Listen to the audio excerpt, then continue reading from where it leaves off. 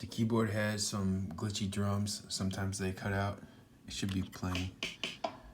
So it should just be a steady beat. I have the tempo turned all the way up.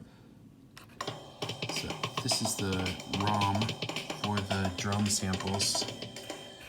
And if I touch it, sometimes it influences the dropouts.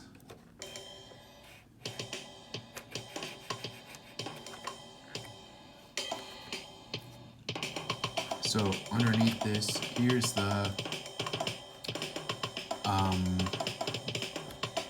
rhythm chip that actually mixes the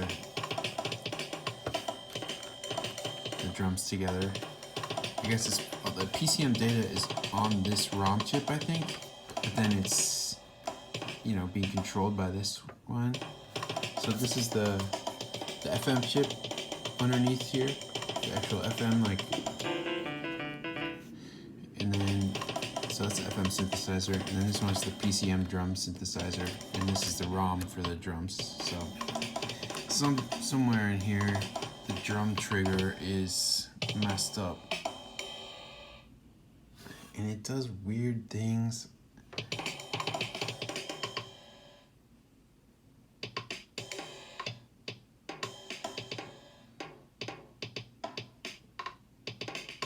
Okay.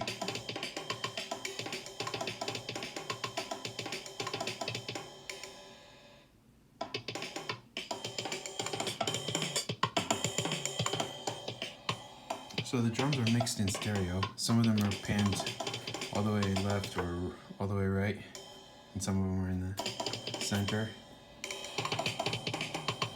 Anyways,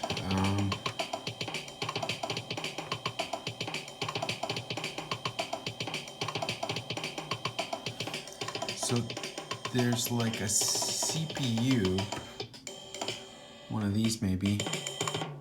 No, these are ROMs. But there is a CPU somewhere that actually controlling all this stuff.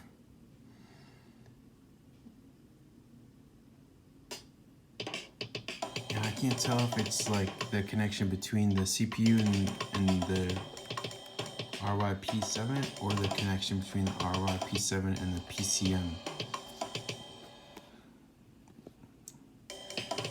You can tell that the drums aren't getting cut off or trimmed off. It's only the trigger. It's like a one-shot trigger, and then it plays the whole PCM sample through. And some of them triggers are getting missed, and for like a long stretch of time. So it's like time coherent, and at the level of abstraction where it's just the trigger. So it's kind of like I guess I'm assuming it's one chip communicating with another chip. So some signal travels across this board. Yeah.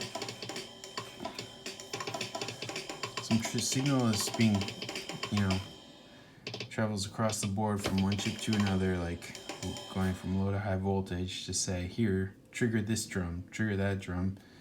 Maybe there's like a pulse code for like addressing which drum it wants to trigger, which sample it wants to trigger.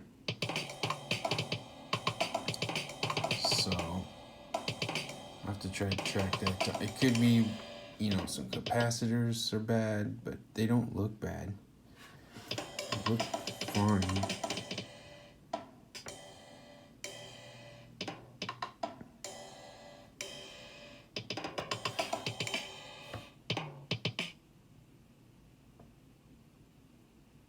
Yeah, so